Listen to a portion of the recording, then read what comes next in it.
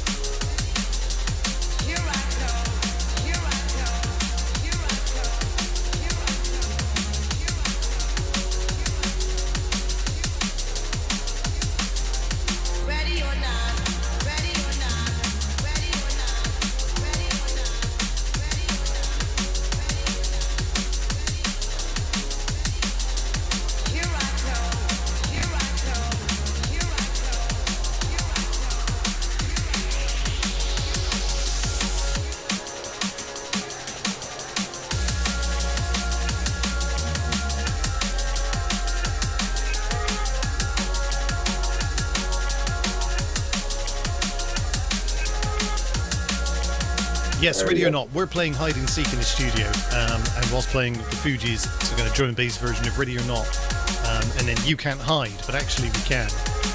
Because where did he go? Where did he go? I'm gonna find you. Although my experience of that is that things go wrong when I try and hide. Because what actually happens then I knock something over and something goes bang and it's like, no, don't do that. No more water on the computer. No. Ready or not, ready or not, ready or not, ready or not, ready or not, ready or not, ready or not, ready or not, ready or not,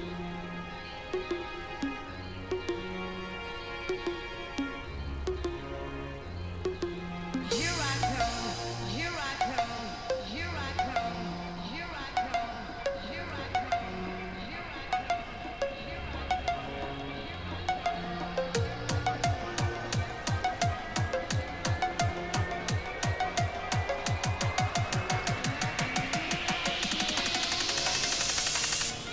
Ready or not, ready or not, ready or not, ready or not, ready or not.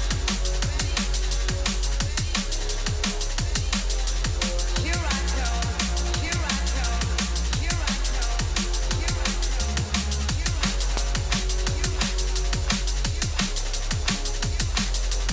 Ready or not, ready or not, ready or not, ready or not, ready or not. Here I go, here I go, here I go, here I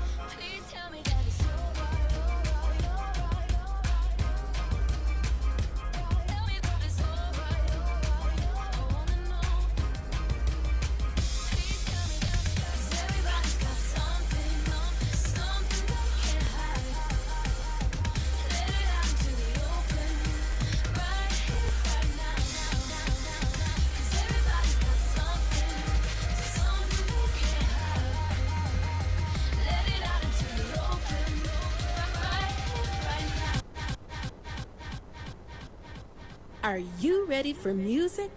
Then you're ready for DJ Joker.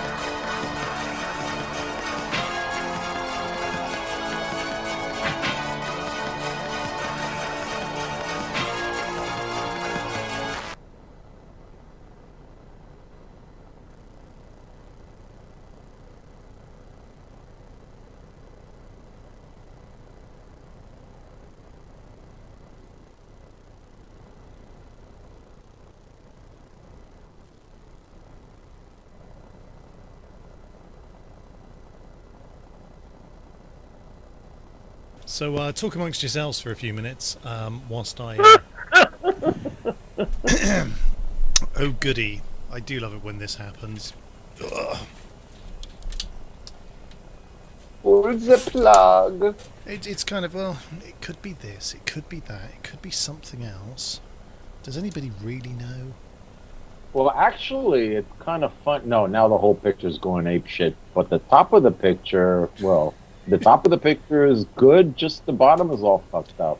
That's really good. It's amazing, isn't it? I mean, all of this gear, and it's all allegedly doing stuff, except for the stuff that it's not doing, of course. Yeah.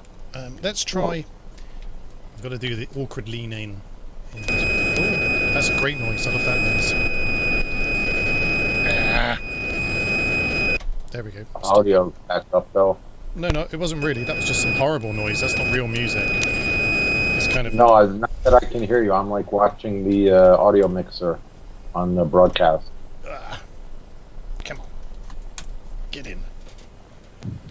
Right, now if I push that... You need porno music. Come on, get it. Yeah, get in. Chicka wow wow bow bow bow. Chicka wow wow. Yeah, there we go. I have no idea. This is why I put on the screen of death. Let's go back to the cat. There we go. Yeah. Hello. Hello. Meow. It's just what it. You know, I don't even know why I bother anymore. I just clearly I need to spend some time and just sort my stuff out. Well, you know, the whole thing is though that we've been like sorting stuff out, but you always find more stuff to sort out. It's true. So you have like this backlog of stuff, just like the asshole for like what 3 weeks. His kitchen wall is like, you know what I'm saying, a month, right? But this is the thing. This Yeah, is the thing, though. I'll be there. No, I can't make it. Call somebody else. Say, yeah, sure, not a problem. No, I don't show up. That's about a month, right? That's right. Yeah. You know what I'm saying? Well, one of the things I find fascinating though is that obviously you can tell all the other people who allegedly go live are pre-recorded mixes, because obviously no one's other audio ever goes down. So clearly it's always it's pre-contrived crap basically. Whereas at least on Copy Me Radio, you know what you're getting. You're getting everything, whether you want it or not. You want a cat rubbing its ass in the camera? Guess what? We've got it. I get it. Yeah. We got it. Yeah. We got it. Yeah, we do. You want random noises being played through your earphones? Yeah, we've got you covered. We got that. Yeah. Cat ass, random noises. Yep. And Can't that, be beat.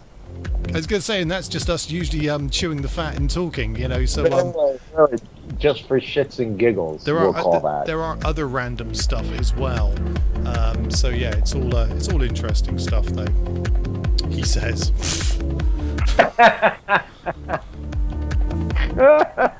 Let's hold on, shit. We got to get the book out. Yeah. Bring the book of excuses. Book of excuses. I like how Agent X came to the rescue then and said, "Reboot it." Yeah, no shit, Sherlock. Thanks for that. Yeah. Is the button on? Yeah. Is it glow? Could it be the extreme heat in the UK at the moment? Probably. We're just not used to it here. We don't have fans or aircon. We just like gotta muddle through. And the studio is like sitting in a sauna at the moment. You know. Well, I even brought them just for today. I brought the fan into the room itself because holy crap, it's really it'll leave you speechless. Well, no windows. You get it? That's kind of a problem.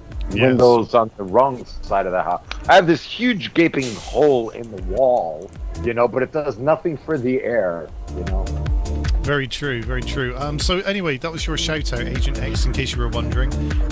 So Right. that was that. Well done. Nail Bomb 42.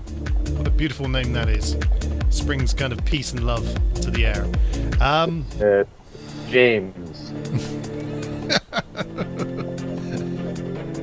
Well, I'm just so you know who Nail Bomb is. I just look at that and think, well, great.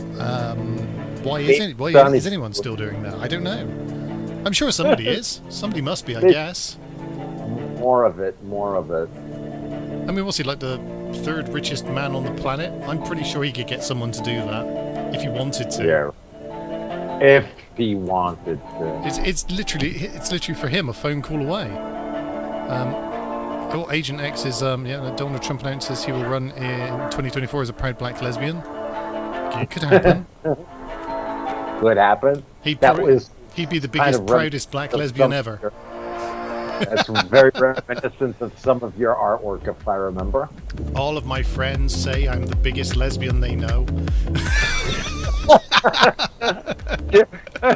So am I, a devout lesbian. Yes, I am.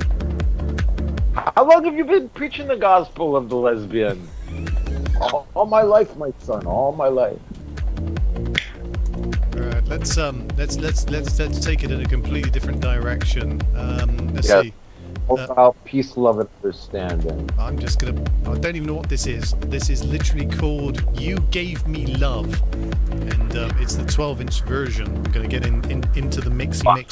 Oh, and the 12-inch black version on the vinyl, right? That's right, yeah, absolutely. It's the 12 black-inch version, yeah.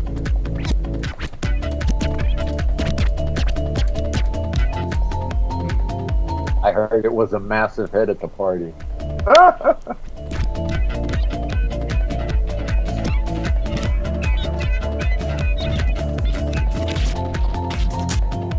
Skipping all over the place. It's not done that for a while. See, everything just needs a clean in the studio. That's what it is. I need a cleaner. Well, when you get the wall done, the backlog will free up. You know True. what I'm saying? And Lots of dust. Yeah. Because now I kind of understand more as your studio is kind of related to the back end of the kitchen area where all the... Don't destroy the magic. You're destroying the magic. Well, I think it's a miracle, not only magic. There's no destruction. It's just like, wow, that's pretty cool. Yeah. Made his own little cave in the most important part of the village. It's got to go somewhere, hasn't it? Exactly. This is what I say. And if you don't have induction blowing it one way, it all goes to where you don't want it. And it's all generally, equipment. There you go.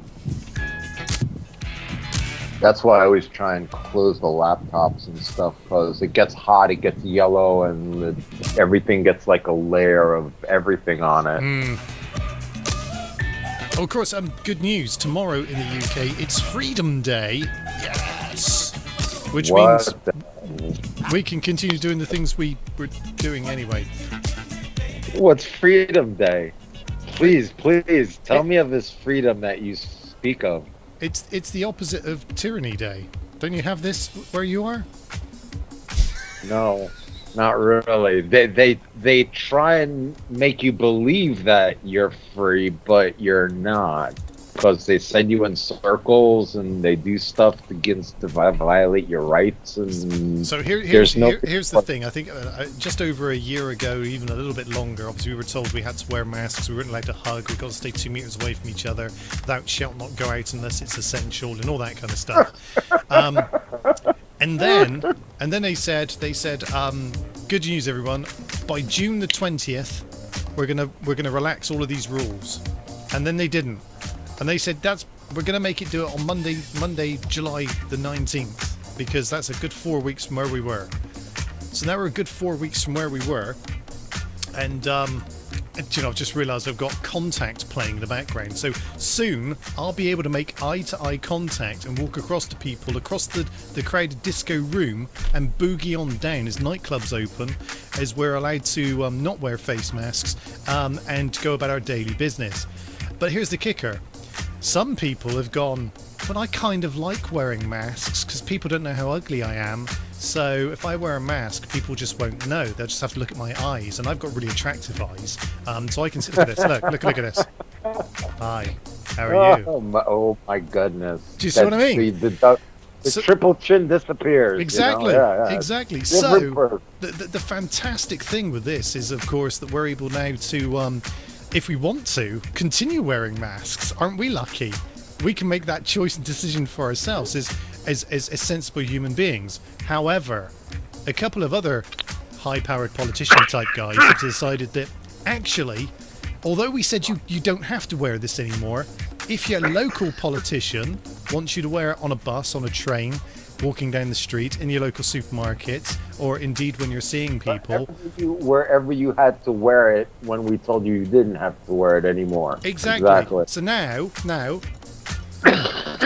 Wow. even though we don't have to, if we're sensible and reasonable human beings, we will. But if we don't, we must be evil and the spawn of Satan, as opposed to reasonable human beings. I don't know. Anyway, they dubbed it Freedom Day, and now it's kind of backfiring because actually it's not really any more free than we already were. We already had those.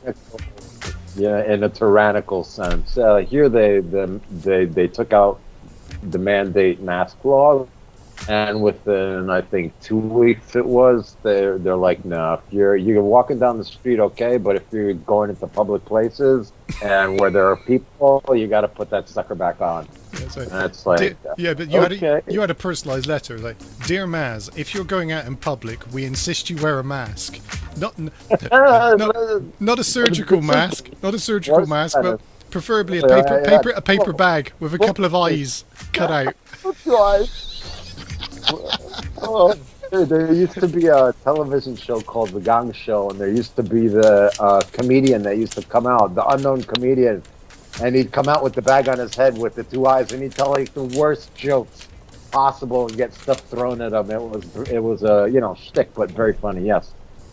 You are a genius. I mean, I personally think this could work. What do you reckon? If I was walking down the street like this, it's like, hey, I'm wearing a mask. I'd be like, that's Joker. Fuck that shit. I know that mask anywhere. Who was that man? I can tell by the eyes. Dear. So anyway, this is a Contact by Edwin Starr. Now this, I have to say, is one of my favourite disco tracks. This isn't even a joke right now. One of my favourite disco tracks, okay? There's just something, it's storytelling in music. So he gives a whole, across the crowded disco room. He basically goes into a whole story about how he sees this woman across the disco floor, and then he goes up to her and gives it a bit of boogie. So yeah, check this out for the next 7 minutes. Oh, nice one story. So listen, hold on 1 second.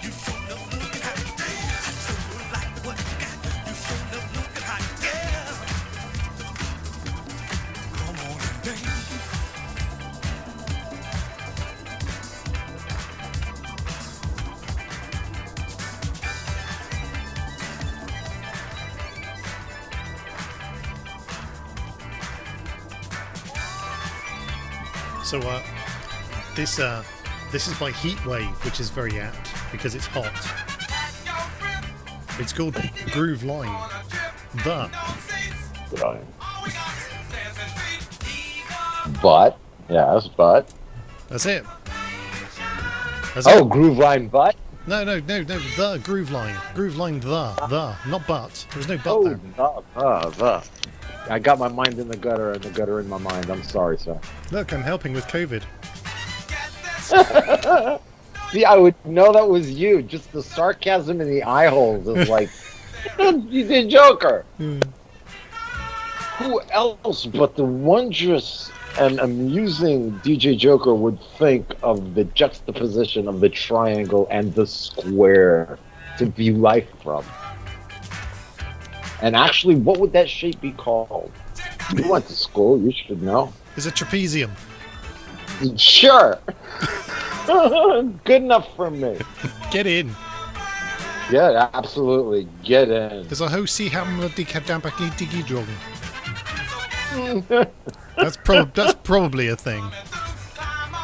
It could be. You might need a costume to get in, but yes. See, I'm just reading one of the memes here, and here's a talking point for everyone. The mutated virus story is more fishy than Captain Birdseye ball-bag. So here's the thing, right? Why would Captain Birdseye's balls be fishy? I'm just going to put it out there. I mean, he just catches the fish. He doesn't do anything else to them.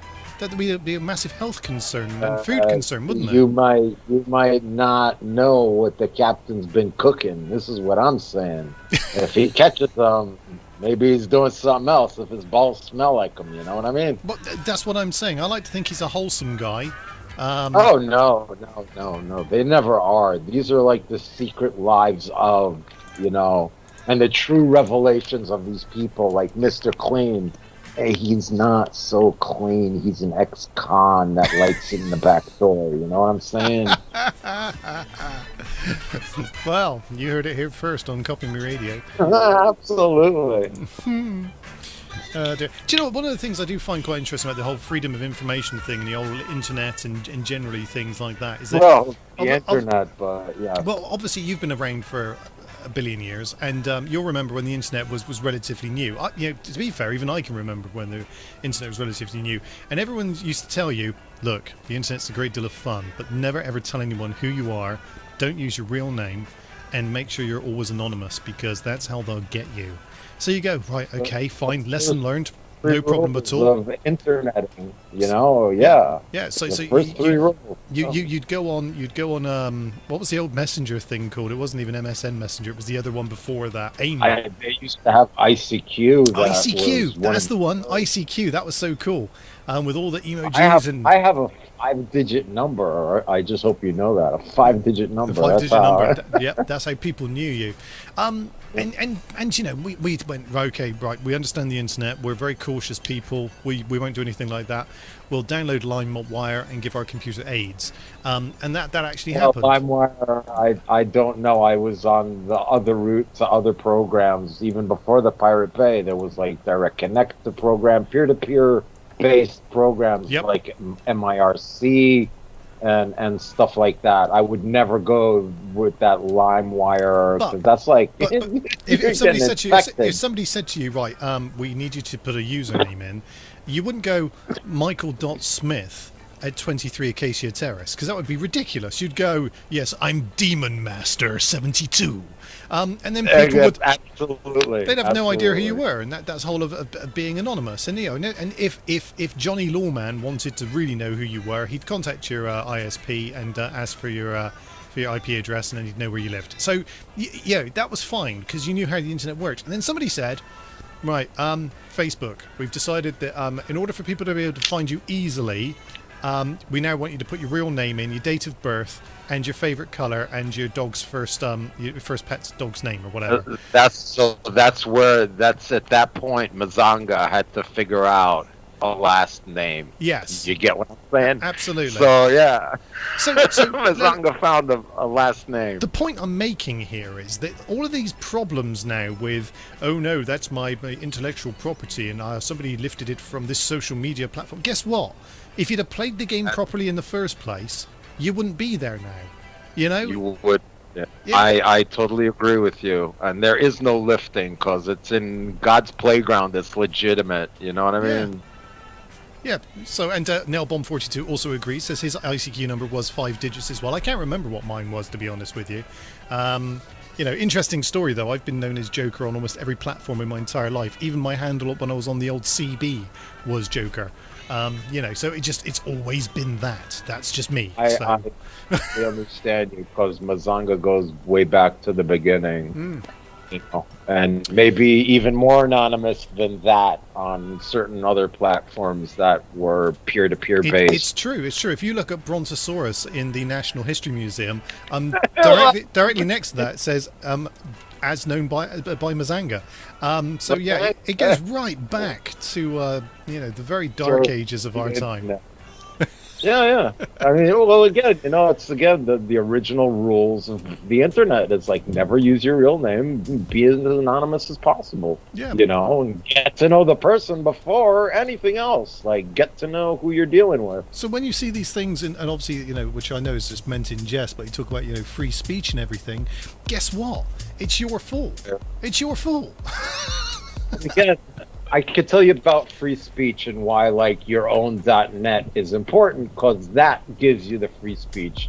On any other program or interface that you use, you sign a waiver and a clause, an actual agreement that you're agreeing to their terms of service, and they don't have to give you free speech. It's not a traditional forum, and this is the point of the internet. It's like, you're playing with somebody else's ball. It's not yours, You can't.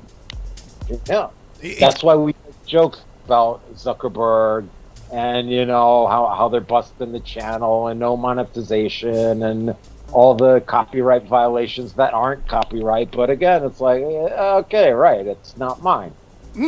Yeah, exactly. It's the most incredible thing. But I got thinking about this the other day, and I was trying to work out at what point did I start not just being Joker on the internet, and I started to become me. And it was kind of it all goes back to, it was Facebook, even Twitter. Even Twitter lets me use a pseudonym. So it's only FB that really has insisted upon that. But that's the bit where now they control your data. I'll give you an example. Here's a great example for you. You'll love this. So I happened to need a telephone number from a colleague. I don't know this person in the real world or digital world very well, but I needed to put their telephone number on my phone, so I did. Literally that day, I get the Instagram notification of, "Hey, you may know this person," and you're like, "Whoa!" And all of a sudden, it's like, well, so, and then WhatsApp has put them up as a suggestion as well, and you're like, shit, everything is just so badly connected now. It's scary. Well, again, I also have plugins that I use to separate, so Facebook doesn't know what I'm doing, and that YouTube doesn't know what I'm doing, and either that or private browsing. But I just put them in boxes. All the Facebook is only Facebook related, the YouTube is only YouTube related, and I never use your real fucking name. And then this one time, I had a dream about a product that I wanted, and then the next day, there was adverts on my Facebook feed. I mean, that's just really scary. It's someone crawled in my brain and said, "You dreamt about that." You're like, whoa. How many times have I told you the female's telephone and the weird suggestions on obscure conversations the day after? It's absolutely disgusting. So you got a smart TV, your TV is doing that to you. Oh yeah. You got Alexa in the kitchen around the wall listening to everything you've ever said, doing that to you. And you got your telephone doing that to you when you're connected to the internet, period. Yeah. Especially if you have to update your stuff through the Google thing. App Store or something like that. Yeah. Forget it, you're done. The phone now actually says, do you want this app to work when you are not connected to it? And you're like, no, why would I ever need that? That's the most useless piece of thing ever. So, but that's how they get you. It's all these little, nobody reads terms and conditions. They've got you every time. I predict the terms and conditions, and the terms and conditions is you gotta know what you're doing and stop making it do what it wants to do. Yeah. So this is why I like this really old Samsung that I use, but I'm getting warnings that Skype is not going to be available for this version anymore, and it's KitKat 4.4. Yep. Everybody, no, you got to get a new operating system, and this I don't like. Because I like this one. I have total control over everything. The next one up, you don't have control over a damn thing. But then they tease you with that by basically giving you features that you wouldn't normally have. So now it's like, this one comes with a feature where you can stick a false nose on your face. You're like, oh, I really want a false nose on my face. And then it's wait, hang on, you've got to upgrade to the latest version. And in those terms and conditions, the latest version is the one where they say, we now own your feet. Well, any picture that you've taken and used our media with it's ours. This is why the TikTok stuff is kind of incredible, because the machine is run by the government of China. And just imagine, everybody who has TikTok installed on their telephone, their data is to the Chinese fucking government. Actually, we should give a shout out to our Chinese overlords. Hello. Hello, Mao.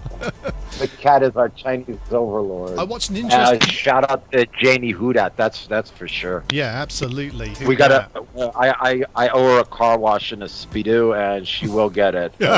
Don't worry about that. The weather is just warming up. Wasn't even slightly worried, so I'm not worried about that at all. I watched a really good little documentary on Netflix, Maz. It's called How to Be a Tyrant. Might be right up your street. It starts with what's that guy, that German fella? Hitler. And then they move on to other people like Saddam Hussein and that other guy who was in The King of Scotland, who's Forrest Whitaker played him. I don't know who he is. He was like the president of Zimbabwe and basically kicked out all of the Asian people. Idi Amin Dada. Idi Amin. Absolutely, yeah. I'm glad you said that, because I wasn't going to get that right. And the good old Colonel Gaddafi as well. And then they finish it off with King Jong Il and Im and On in that order. So yeah, it's just really good on how they rose to power, what their downfall was, and how they all used the same, in their words, playbook. It's fascinating. It's not a long thing, but yeah, Netflix. It's called How to Be a Dictator. I this Which I series, thought initially was going to be about some potatoes in the shapes of penises, because I figured, that's how to be a dictator, and apparently I got it totally wrong. So literally, this is not the porn you're looking for. exactly. Richard Potato was not in it at all. Yeah. I'm not. I saw a very similar, if not the same, miniseries, and they used the tactic of cult of person or cult of self. They all did, and I don't know. You could keep it up for 3 generations so far. Let's put it like that. North Korea. Yeah. They were saying that they're the most successful at it, which I found was hilarious, because when you look at them, you're like, there's nothing to them. Someone could just walk up and sort of get bitch slap them. That's it.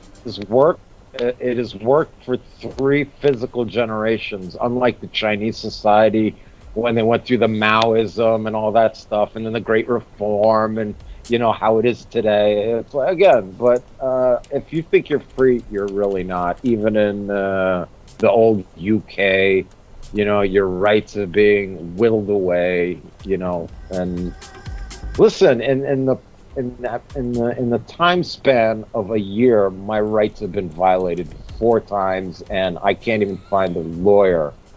Actually, it came out in the span of 1 month that my civil rights and my basic human rights were violated 4 times. But when I had that heart attack, you get what I'm saying? And you can't find anybody to represent you, because I'm in the legal right. Somebody owes me their money, and they got to lose their jobs over this. Yeah. And I mean, you can't. So again, it's like today, I got frustrated with one of the people that's trying to assist me, and I'm like, and with this police thing, you write to the office that's in charge of doing a specific duty, and you tell them the law, you give them your statement, you say it's been long enough, it's destroying my life already. And they're like, no, go someplace else and find your answers in that office. Right. Which actually, that office you've already been at, because they gave you this office that specifically has been put in place to deal with this specific problem. So it's like, 5 times. Okay, sorry, I miscounted 5 times. But I've just got to go back for a sec, because I wanted to just take you down a certain route with the King John and thing, and there were some. In order to make him popular, because he wasn't as popular as his dad, they made up a load of facts, and some of these facts are hilarious. It's like by age 21, he had written 1,500 books, and they were all bestsellers. He was able to walk to write North Korea, and that's it. And you better have a book. Yeah, you know what I'm saying. So he was able to walk after only 3 weeks after being born, and was talking from week 8. So that's how highly intelligent he was. There were some other ones as well which made me giggle.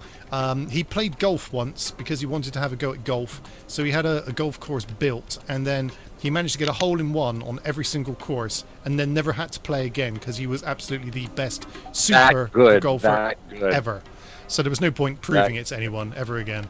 So like Korea wins the Olympic golf tournament. Yes. Like this time round, and all by no himself. fucking around it. And all by himself. He was such an amazing specimen of a human being. He actually produced absolutely no human waste. He no need to urinate or have any bodily waste whatsoever. And That's the Mr. Creosote. He's just like holding it in until he explodes one day. This was also a really a favorite one of mine, which was he invented the hamburger. God bless him. In his country, I'm sure he did, and you better believe it. Listen, the cult of self, yes. Yeah. The cult of self. And it was about writing the narrative about how fantastic he was. Doesn't it remind you of anyone, how fantastic he is? And he knows a lot of people who also agree how fantastic he is. Amazing. Yes, absolutely. absolutely. I've never had more approval than all of the people that approve of me that I've made. You Approve know? of me. Yes, And I've then there twisted was their arms just enough and threatened their families with extinction. So yeah, well, that was one of the ones that Saddam Hussein did, and it was kind of all about mind games. And he was a bit worried that his cabinet might overthrow him because they didn't like him, and so he basically got them all picked up. They put them into a coach. They blacked out all of the windows. I remember that 21 members of his parliament, And- called their names.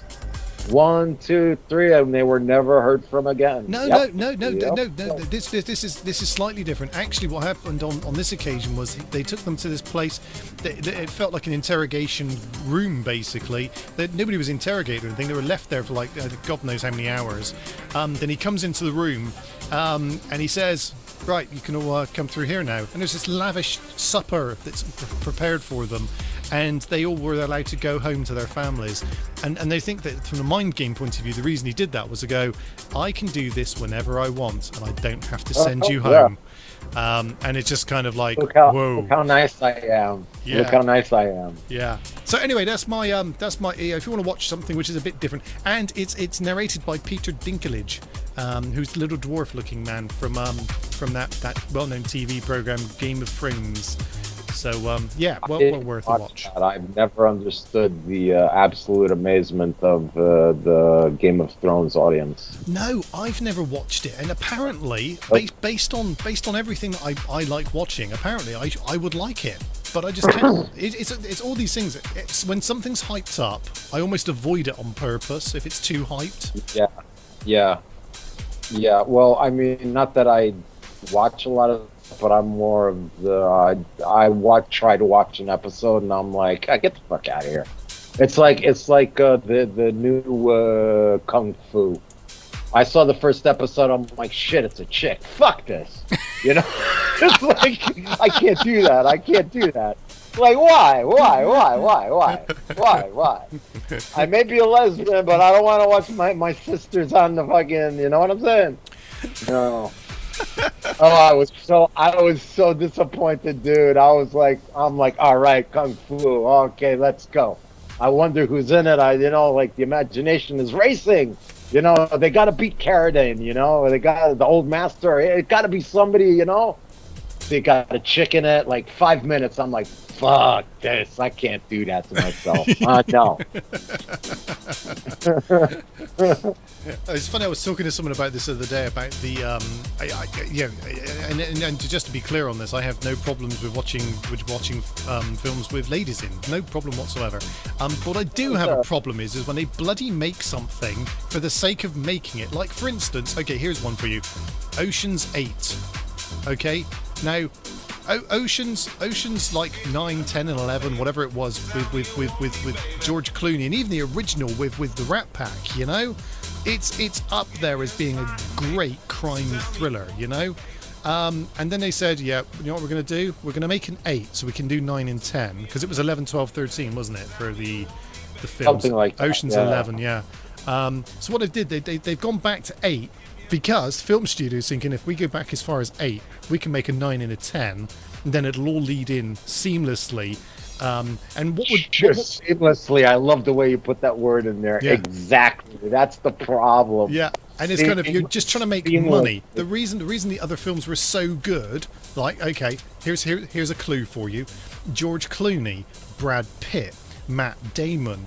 I mean, generally speaking, and although I'm not great fans, but they are in good films. Yeah, so you have to kind of go, that's it was why. A good movie to start with. Yes. Let's put it like that. Very well. Whole premise and the writing, and I give that more to the construction of the movie than who's acting in it. But yeah, I dig that. So those not are a things. Fan at all. Yeah. And then do you know what? Because obviously I'm a child of the 80s, so you got to love a bit of Peter Venkman and Spengler and the Ghostbusters in general. And then they went, we're gonna make it again. Oh, brilliant! They're gonna finally reboot it, and it's gonna be great. Yeah, but we're just gonna make it with women. Okay, why? You don't need to do that. It's just don't. You don't need to. So No. I can't wait for this to go out on We got to YouTube. get the other half of the planet to watch this. You know.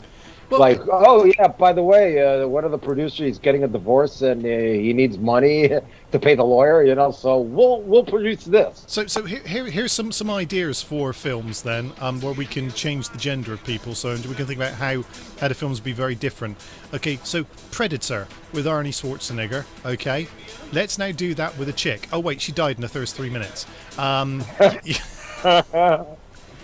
She looks like a dude. Dude looks like a lady. Do you know what the counter argument is? The counter argument is, well, they've got to do this because there are no strong role models for women in film. And I would immediately go, well, what about Sandra Bullock? Not Sandra Bullock, that's not her name. That's not her name. Sigourney Weaver, sorry, in Alien and Aliens and Alien 3. That was like a pretty badass movie. Damn right. And yeah, all the dudes died.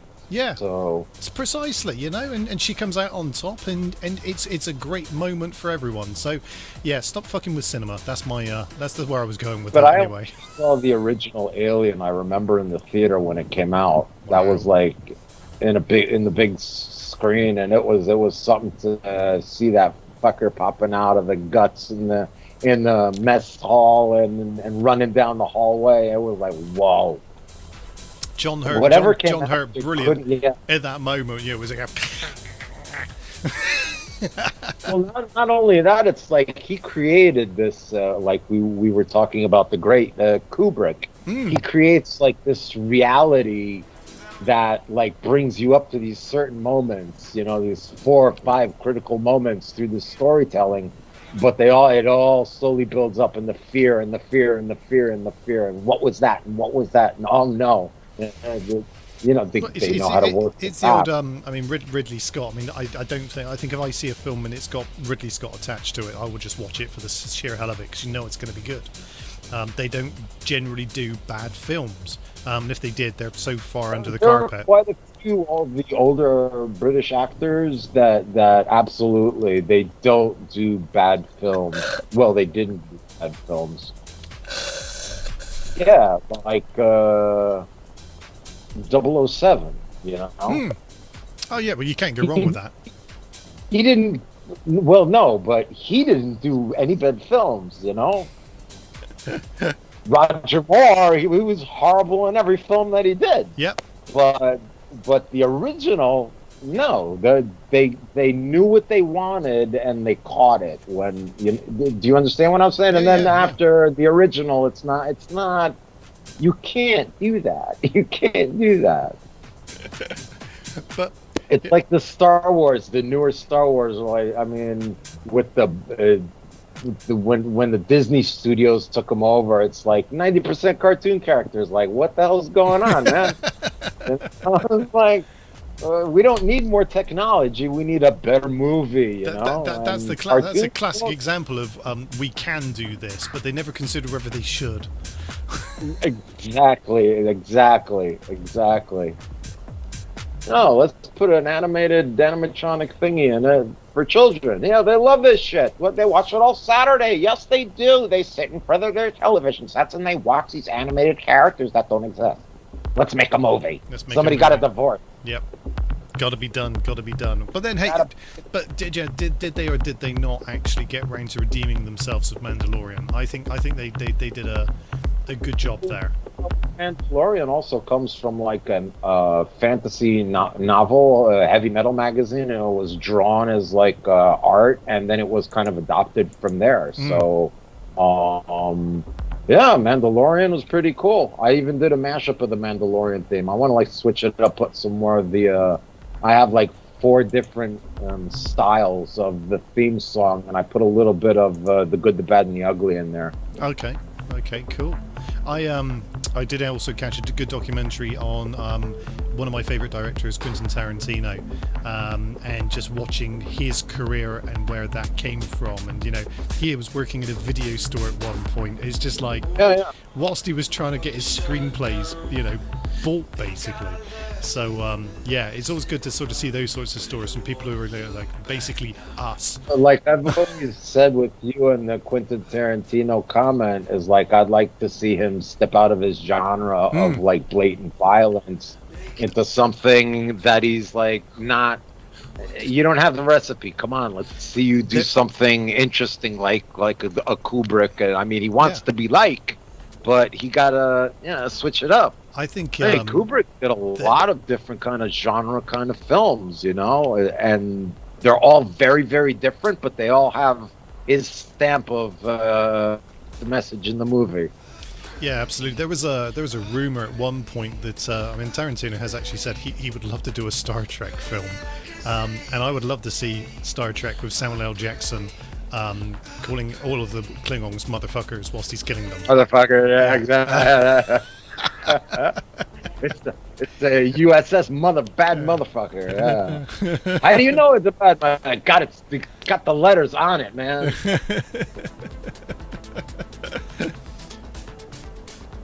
So how do you know it's your spaceship? It's the one that's written bad motherfucker. It's the USS Bad Motherfucker. Yeah. And if you attack this colony, I will strike upon you with great fury, great vengeance, wrath and vengeance. And furious anger. The swine is not for thee. Those who would attack Persei Omicron 8. Very good. Say very what good. one more time. Phasers to stun. Phasers for maximum stun, yes. That would, you know what? That would be kind of funny. It would be really cool. I mean, you'd have all of these sort of like actors who would He would be like the security chief. We have to figure out from all the Tarantino films like who would be in each role. Oh, that's easy. That's easy. The security chief. The security chief would be the Bear Jew from Inglourious Bastards. He would be the guy, and he wouldn't use a phaser. He'd walk around with a baseball bat. Yeah. That would be nice. And that would actually, give a good idea to these fan film places that they do. Like the fans, they recreate different scenes and stuff like that. Yeah, I've seen that would be absolutely hilarious. You have a bunch of guys who play different roles in Tarantino films, but do a Star Trek episode. Yeah, I mean, in their characters. You get what I'm saying from the Tarantino film? That would be something else. That would be so cool. And I'm just thinking, you can have. I can't remember what Brad Pitt's character is in Inglourious Bastards, but there is he's one who scarves. He basically he doesn't scalp all of them, but he carves the swastika into their forehead, so everyone always knows. So it'd be when he's getting all of the bad guys, he put an emblem of the Star Trek Federation in their forehead. Yeah, that little delta shape. Everyone will know who you were. It's like, exactly. What are you going to do when you stop being a Borg? I suppose I'll go home, have my implants taken out. No, I'm going to write Borg in your forehead. Borg.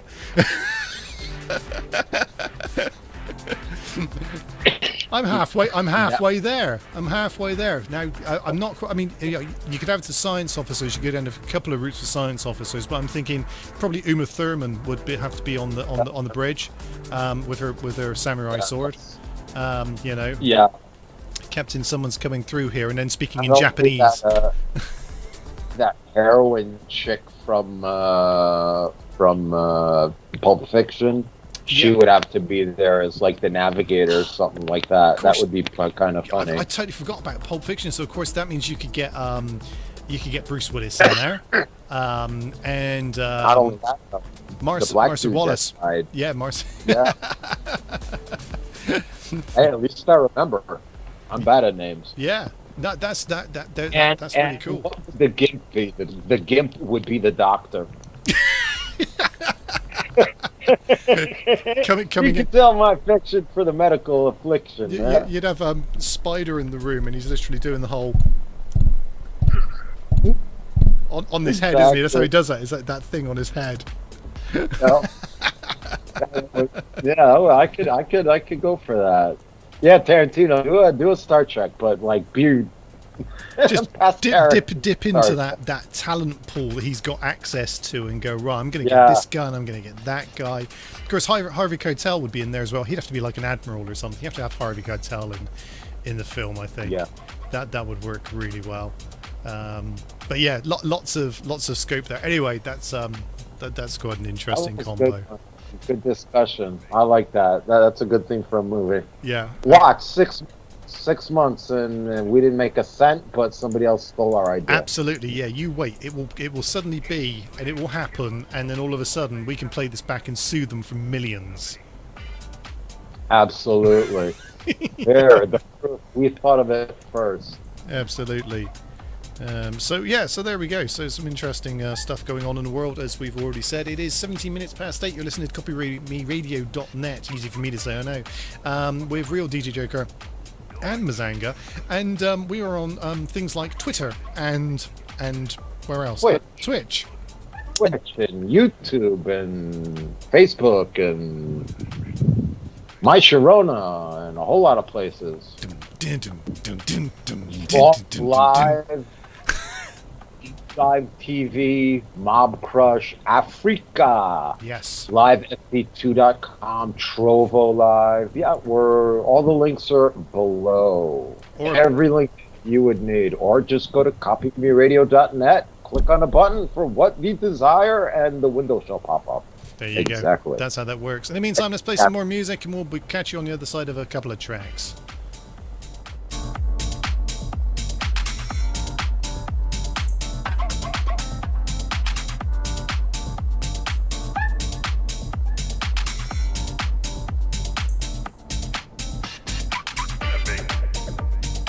Eu sempre tive vontade de gravar essas músicas. Quer dizer, em inglês é aquele lance. Eu gostaria de gravar até em japonês também.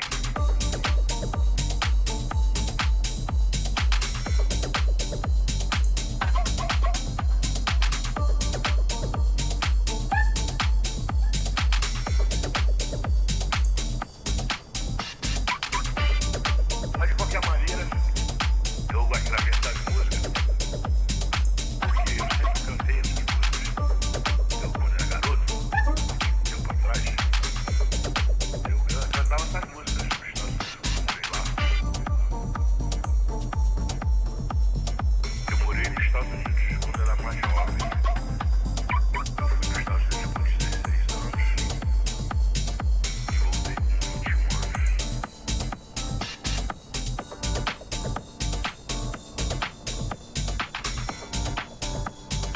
Eu aprendi inglês porque eu tinha que aprender inglês, eu não daria total, né?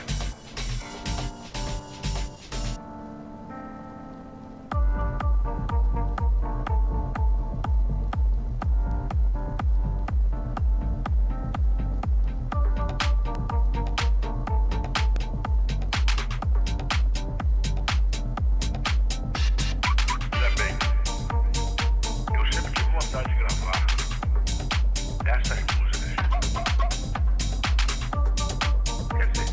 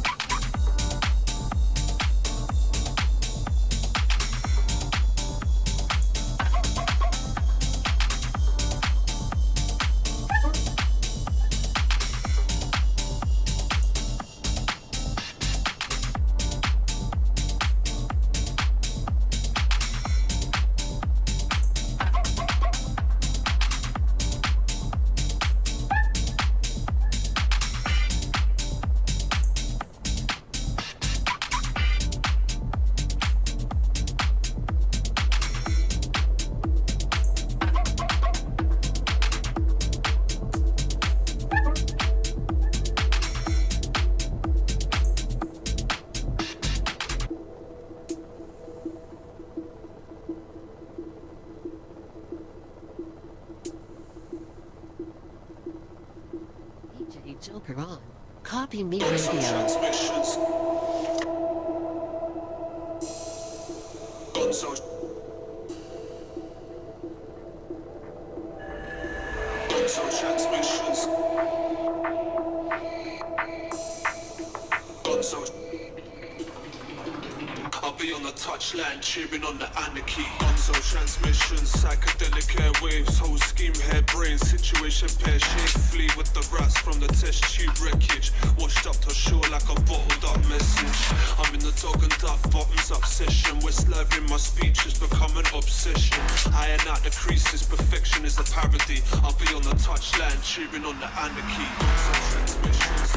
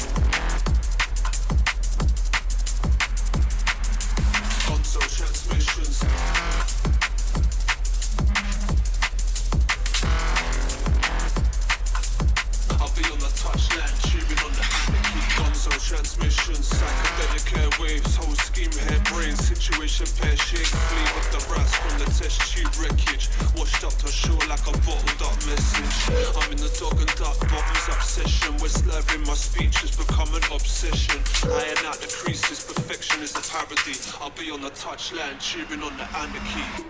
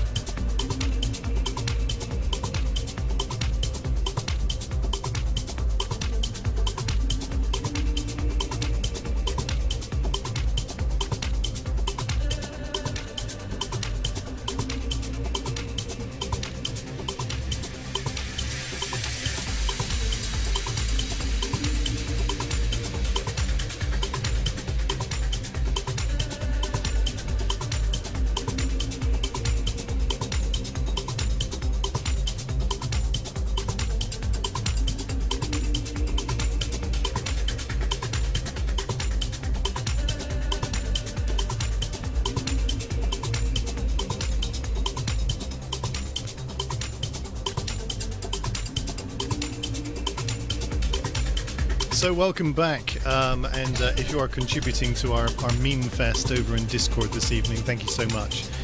It always makes us smile and is always gratefully received, because it can be boring as hell with me and Maz just talking to each other sometimes.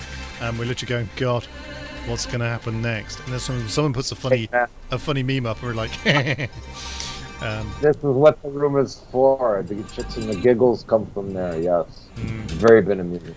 Very amusing. Right, so it is a few minutes past the last time we were talking to you guys. We've actually run out of subjects to talk about now. Never. We could pluck something from the sky. This is like what you do. It's You true. get what I'm saying? It's true. How about random article on Wikipedia? Yeah, about kidney stones and and the right side to suck when you're trying to get them out. It's really interesting. Where is the? There is a thing on here, isn't there? There's a random article, isn't there, that you can push a button and you'll get a random thing. There it is, random article. I found it. There we go, random article. So we're going to talk about Grigor Antipa. So Grigor Antipa was born on November 27th, 1866, and he died in 1944, aged 77. Why are we interested in this guy? Let's have a look. Grateful. He was a naturalist, a zoologist, an ichthyologist, an ecologist, and an oceanologist. And as we all know, if you've got an ology, then you're a professor. Yeah. And what was his basis for fame? Let's put it. Well, I'm just looking now to see if there is. And what did he discover, Mr. Joker? Well, he had a building named after him. He spent his childhood in Botosani, in a neighborhood inhabited by many Armenians and Jews who taught him foreign languages. His father was a lawyer. This is what I was going to think about his family name. It puts him someplace around northern Turkey, that kind of... Yeah, I'm pretty good. I get it. Oh, he is the inventor of ecology. Oh, fuck. Apparently. One of those, a humanist. He continued his scientific research in France and Italy, a study on the evolution of the thymus in fish. Dates from this period. So he liked fish a lot. He liked fish thymus. We're back to Captain Birdseye, aren't we? Right, see? The evolution thing. We go back once we came from. I gotta say, that was a rubbish random article. But not as random. Actually, I could. It's like very weird that he's ecology. It's like what kind of philosophy did he learn? Yeah. How do you pronounce this word? I've just put a word in the chat. How do you pronounce that? Whoa. No, that's not how you pronounce it. No, that's the noise you make while you're working. I'm gonna go with Sigurdsma. Sigurdsma. Yeah. Okay, so this is a random Wikipedia page for Sigurdsma. Okay, the Sigurdsma is from the wing bone of an eagle. It is known to be mostly used by shepherds and is almost a forgotten instrument today. It had a total of 7 melody holes with 6 on the top and 1 underneath. It is about 15 centimeters or 5.9 to 11.8 inches long. There you go. That's it. That's literally the whole Wikipedia page. That's incredible, isn't it? It is, but like it's good knowledge to know that the birds have been used and their bones have been used for making flutes for as long as man has been around, because they have hot bones, and that's the interesting That's what makes them light enough to fly. There you go, lad. Welcome to the educational part of this show. We learn you right now. Also, it says see Cavall. So I've seen Cavall, and the Cavall is a chromatic end-blown flute. You know how you like your end-blown, and it's traditionally played through the Balkans. I don't know how you do that. That sounds rude.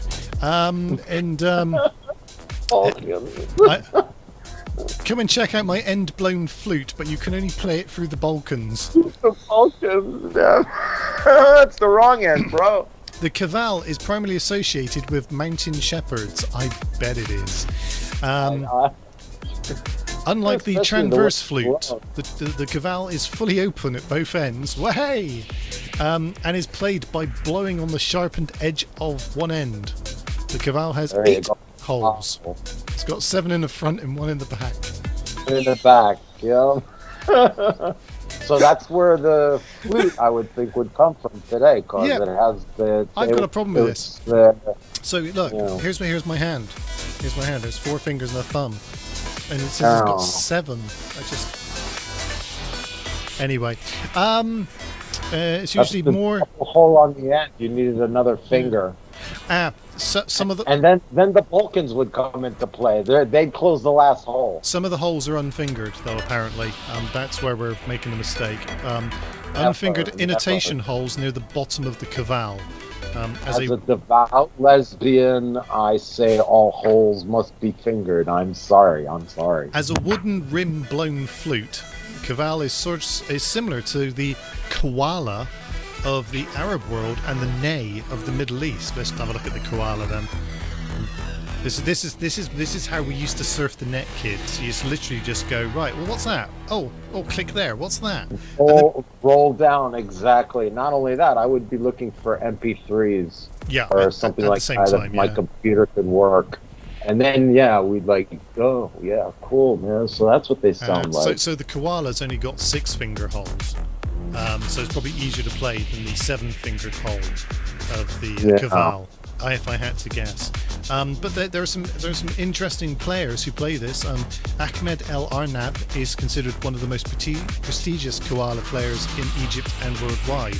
Now, in Australia, Get of us a course, sample, in could Australia, you? the koala is a Get small, us cuddly bear. Now, if you start blowing one of those, No. I believe there's only 2 holes on a koala as well. 2 holes on a koala. Well, on the bottom end, right? Of a female koala. There are 2 holes. One of them has chlamydia, though. That's the most interesting thing. Because koalas have chlamydia.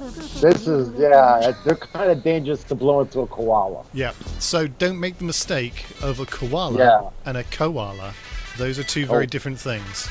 Very different. Yes. I told you this was the educational part of the show, didn't I? It always is. An experience to be had on copymeradio.net. Yeah, absolutely. So I'm really looking forward to Freedom Day tomorrow. I'm going to go into a supermarket and be told I've got to put a mask on. And it's going to be awesome. Could you record that? Because I got to go shopping too, and I want to see what people are wearing. I'll get the selfie I'm gonna stick. try and I'll record get the that. selfie stick and I'll video me walking into the store. And then I'll probably be thrown out 2 seconds later. Yeah, because they love the truth and honesty. Because it's, hey, freedom. Freedom. Freedom! Freedom! Freedom. What did we Freedom! fight? I don't know. Who did we fight? We don't remember. Why do we do this shit again and again? We forget. Going back to the old tyrant thing, that's what they do. Apparently, they make sure there's an enemy, a common discourse for Absolutely. society, someone we can all hate. You know. America. America. America. I was gonna say, why do you hate Mexicans so much? But then I realised what you were saying. Sorry. America. America. I want to live in America. La la la la la la la. It's from the 70s show. If you've ever seen the 70s show. I have seen it. In the sense There was that I'm aware of foreign- it. I'm not like an in-depth fan. I don't know any of the characters' names or why they all Well, hate each other. Matter. There was the foreign guy, and he would say America, but he could say Eric. That was the funny kind of thing that he Okay. did. And he'd have this silly accent, but America. America. America. Eric. America. America. Yeah, the foreign kid. See, all I can think of at the moment is West Side Story. I've just got that in my head now because you're going America. America, exactly. I want to be Well, in who wants to America. live in La, la, la, la, la, la, la. the school play, almost everybody was in, whether they wanted to be or not. We had a drama teacher who made us do the whole Jets thing. What did I tell you? Yeah. Whether you wanted to or not, you were in it. Yeah. Because when you're a jet to the You're end a of jet your all days. the way. Yeah. And from your first cigarette to your last something or other. Your last dying days. Yeah. Your last dying day. And do you know what? And do you know what? Absolutely guilty confession now, right here. I saw it on TV not so long back, and I was like, yeah, why not? Just have it on. And I got quite invested in the story and thought, actually, I know all of this story and I know all of the songs thanks to my drama teacher, who I hated at the time, and actually still do hate him. But that's a whole other ball game. That's another thing. Yeah. That was touchy-feely drama teacher. Yeah, nobody ever liked him anyway. No, not really. But You know, the kids I look rocked. at you funny, starting to sing and to do the Jetsons. Maria, I just met a girl named Maria. It's funny though, because my whole acting career only got as far as doing a couple of pantomimes, and they involved me dressing up in drag. So there you go. That was nothing to be ashamed of, right? It was short-lived. We are all prostitutes in our own weight class. Here you go. I played a character called Dame Dangle. That's what I do remember. And here's the premise for the. This is great. You've got me on it now. The whole premise of this pantomime, right, was Santa Claus in space. In fact, I think it may have been called Father Christmas in Space. Don't ask me how we got in space. Don't ask me how Father Christmas even factored into it. What I do remember was I owned that show. It was mine. People came to see me. Nobody cared about the story. There were people there who... have a recording of it? This would be like worth money. Do you know what I'm saying? I know that they did video at least one of them. The thing was, I used to change the jokes. There were some jokes in there where we were making fun of ginger-headed people. God, you couldn't do that now. The school would be closed down the following day. And I used to have to pick one ginger-haired child. Yeah, but I used to have to pick on and insert a ginger politician or a ginger well-known figure. And they told me who I had to say. And I went, I'm not doing that. So every night I did a different person and got told off for 3 nights successively when it was actually going out. Hey, that's called being an artist, man. But hang on. Let me tell you one of the stories though, because it is fantastic. So on one of the nights I fluffed my lines, completely forgot my lines, and there was a certain line I had to give, and then everyone left the stage, except I didn't give that line. So then nobody left the stage. There. Yeah. And this was my earliest memory of ad-libbing. So I kind of turned round and went, what are you all still doing here? You need to go now. And then they all went off, and it was just the most amazing piece of ad-libbing ever. But the best bit, and if I've not told you this story, fasten up, because it's about to happen.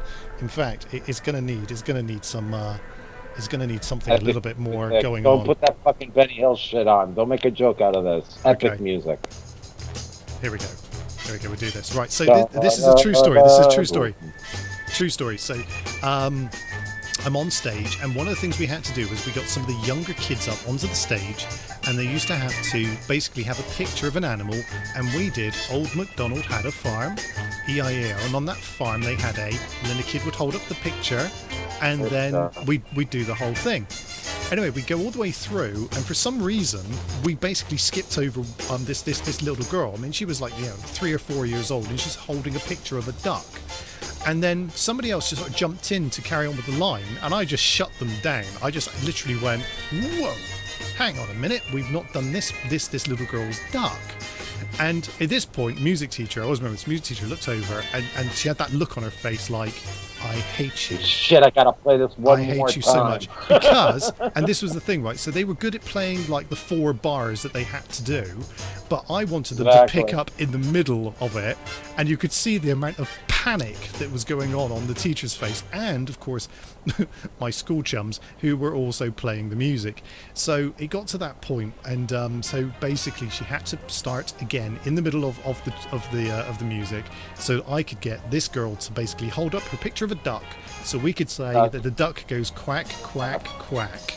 And that's a true story. And when I think about that is a showstopper in itself, to be honest. Because like You got the music teacher. Now that you get it, you like totally demolished the music teacher and everything. And that's absolutely. And you got your friends like in the like, dude, that's like a double points. You know, that's a bonus. I remember that, and you know, at the time it was one of those epic, legendary moments in the life of being in school, and it was it was really excellent. And I thought after all of that experience, I would actually, you know, I'm going to become an actor and I'm going to do something, and no, I didn't. When I got a 9-to-5 job, and you know, basically, you know, didn't. So there you go. There's a sad, there's a sad side. You did your acting through your musical career and all those parties and stuff like that. Because again, you got to develop a character and stuff like that. I went into the acting part, and believe me, you don't ad lib, and directors don't put up with shit, and you don't get paid very well, and auditions really, really suck. You know, and if you forget your lines or something like that, you get fired. And so that's the reality of I know. It's all good. It always sounds great, doesn't it? There's always that moment where you've got that kind of that kind of the romantic notion of it, but the reality of it versus the actual is completely different. Completely you have different. to be like some seriously I don't know, deficient human being to put up with all that. Just no. And why you're not what we're looking for, kind of thing. Or I mean, on the dumbest shit. I went on one audition. It was that I was like totally like really not there. And he's like, okay, you're this murderer, and you got to be angry. And he put the camera on. I fucking attacked him. You know, never heard from. You got to be angry. You're vicious. This, you know, they set you what they want to see. And I'm like, come here, you motherfucker! Yeah. So I actually murdered him, and he never called me back. It's such a mystery. I have no idea why. Let me tell you though. So I'm watching the Tarantino documentary. Right, Samuel L. Jackson in Pulp Fiction. They made him audition for the role in that film, and basically he didn't get the role. He didn't get the role. Someone else was given the role. And Samuel L. Jackson was so enraged by this, he basically went and found out where Tarantino lived and went and met him and said, "Look, let me do this for you." And he gave him the line, and he basically since then, obviously he got the part. That's obvious. That's straight. But damn straight. He's never had to audition for Tarantino in any role since. It's just literally, straight. Tarantino's basically goes, "Oh, you want the part? It's yours." He doesn't even whatever part you want. You got it, my brother. You know where I live. Yeah. Because again, Samuel Jackson is it's a very serious actor. I mean, he's a Joker kind of dude, but takes his work. I mean, he gets into his characters. Yeah. You know. Yeah. Not like Schwarzenegger. They're all Schwarzenegger. You know what I'm saying? Like there is no character. I have a gun now. I am going to shoot you. Uzi 9mm. Cop, you saw the Terminator there. Oh, you know I what could do I'm that. saying? Hang It's on. like who is your daddy and what does he do? So yeah, I'm a big Arnie fan. Obviously, I'll be back. You know, although I do sound more like Rainier Wolfcastle from The Simpsons these days when I do that for some reason. One of the many. Yeah, but yeah, so really, really cool sort of story that with regards to sort of the acting, like you said, you know, it's not taken for granted. You think these big stars just get every role they want, and then there's someone like him who you can't even imagine turning him away. I'd be shit scared. To be honest, it's like not only that, it's like who the hell else could beat like Samuel Jackson at playing that part? You know what I mean? Like I couldn't imagine anybody else. Where does that even? You know, John Travolta, you could have changed in Pulp Fiction. Yeah, you could have changed to a lot of different actors than John Travolta. I can't remember. Someone else was in mind before Travolta. There was someone else as well. But yeah, it was. Yeah, really interesting documentary that was the one I watched. It was a YouTube special actually. It was very good.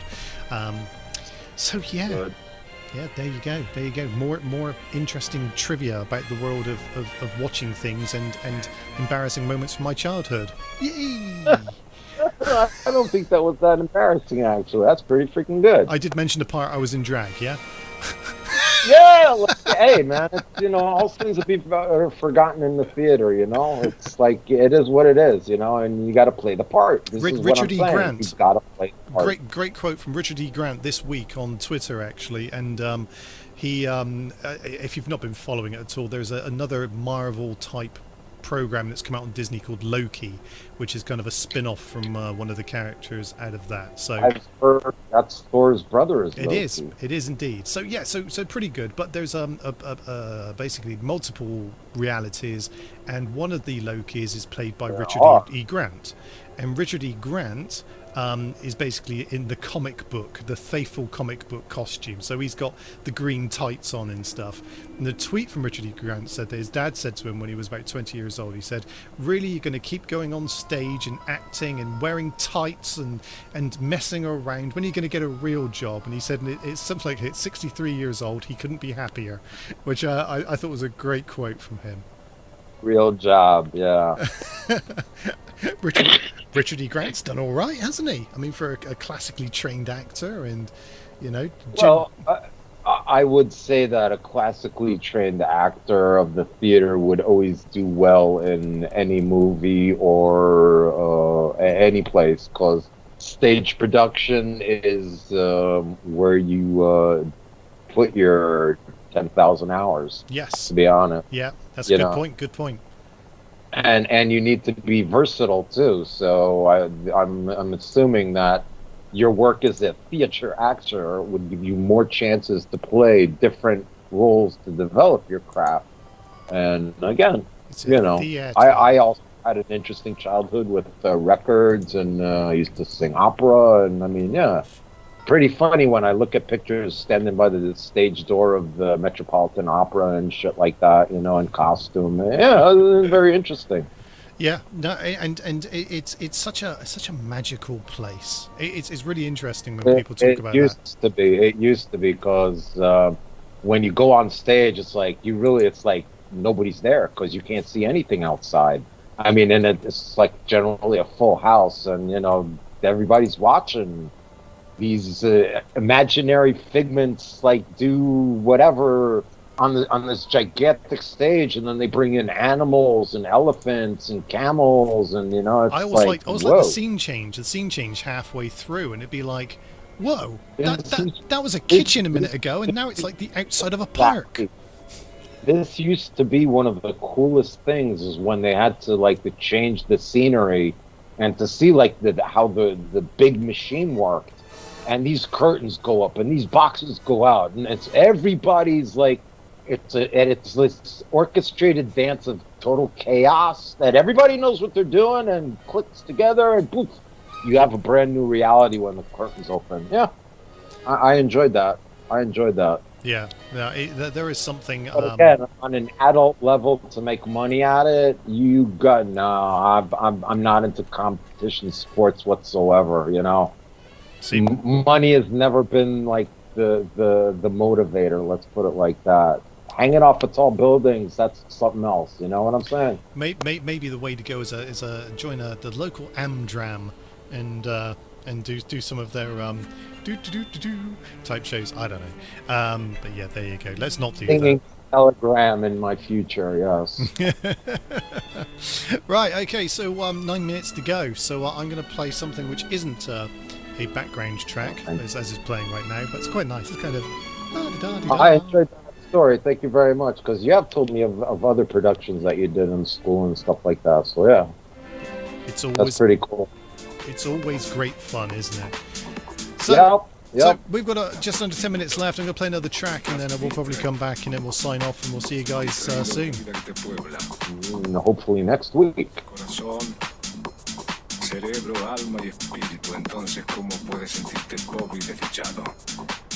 Distraído de la vida que te rodea, delfines, bosques, mares, montañas, ríos. No caigas en lo que cayó tu hermano, que sufre por un ser humano cuando en el mundo hay 5.600 millones.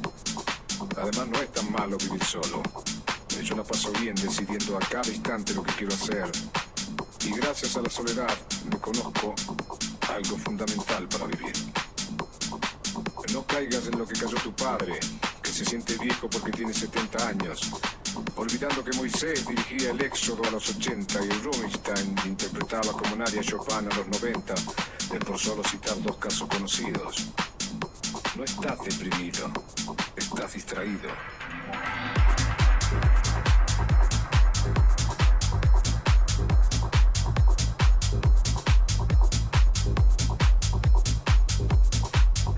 No estás deprimido, estás distraído.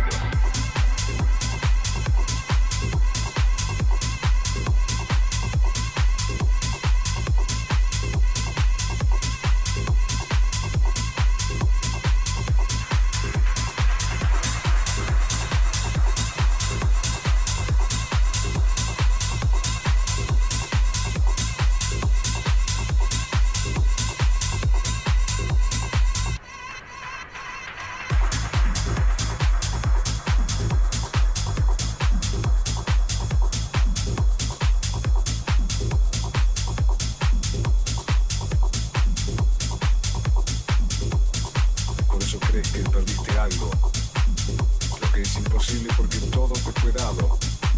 No hiciste ni un solo pelo de tu cabeza, por lo tanto, no puedes ser dueño de nada.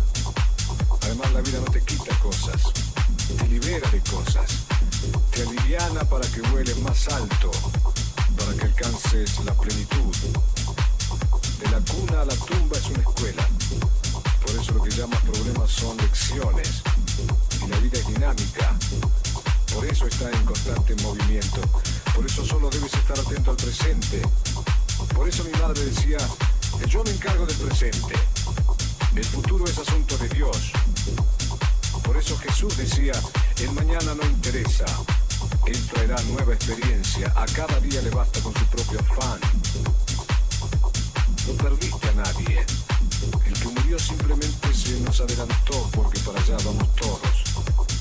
Además, lo mejor de él, el amor, sigue en tu corazón. ¿Quién podría decir que Jesús está muerto? No hay muerte, hay mudanza. Y del otro lado te espera gente maravillosa.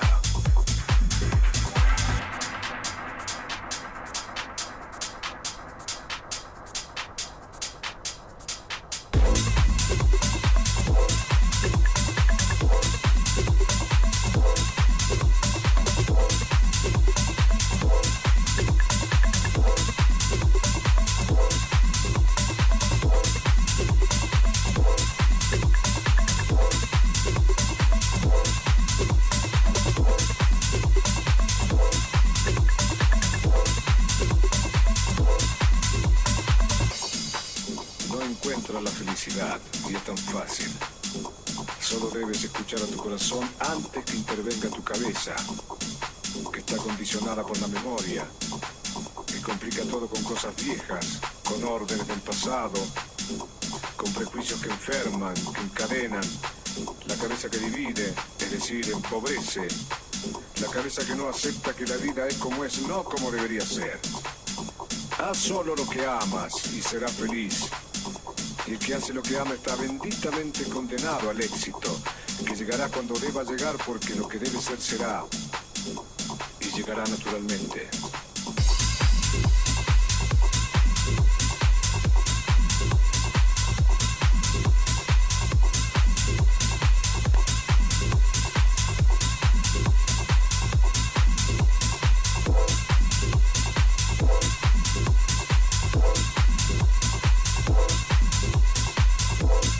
It's like the cat telling his chauffeur to have his anus ready for Thursday. He wants to go out. Oh, geez, will you have my anus ready? It's Thursday. I want to go out. Right, welcome back. We're back live on copyradio.net. If you've just joined us, this is what it's like every Sunday. Killer. I love that. That was, yes, the truth. So, yeah, we are winding it down because we are basically coming towards the end of the show. So what happens at the end of the show is that I leave and I go home, and so does Maz, and then we don't talk to each other for the whole week, but we send each other stupid photos, and then we catch back up on Sunday. So there you go. That's how this works.